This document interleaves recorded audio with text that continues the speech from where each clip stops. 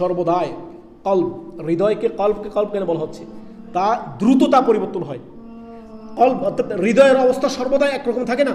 এই এখন হাসি তো, একটু পরে আবার কান্না, একটু পরে আবার মন খারাপ, একটু দ্রুতই তার পরিবর্তন হয়। অতএব আল্লাহর কাছে আপনি দোয়া করবেন কিভাবে?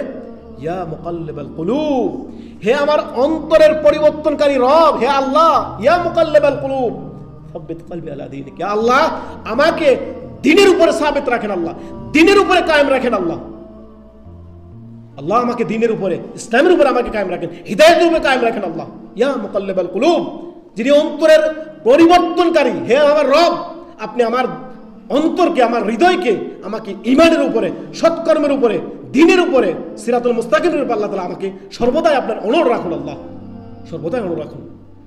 আল্লাহুম্মা গায়্যিরনি হাত্তা তুহিব্বুনি, আল্লাহ আল্লাহ আমাকে পরিবর্তন করেন যতক্ষণ না আল্লাহ আমাকে আপনি পছন্দ করেন, আপনার আল্লাহ যতক্ষণ পর্যন্ত আমি আপনার প্রিয় বান্দা না হতে পারি। আল্লাহ সর্বদাই দোয়া করবেন, ইয়া মুকাল্লিবাল কুলুব সাব্বিত কলবি আলা দীনিক, আল্লাহ আমার অন্তরকে সর্বদাই হিদায়াতের উপরে ইস্তেকামত রাখেন। আল্লাহ আল্লাহ আমাদের সকলকে হিদায়াতের উপরে ইস্তেকামত রাখুন। আল্লাহুম্মা আমিন।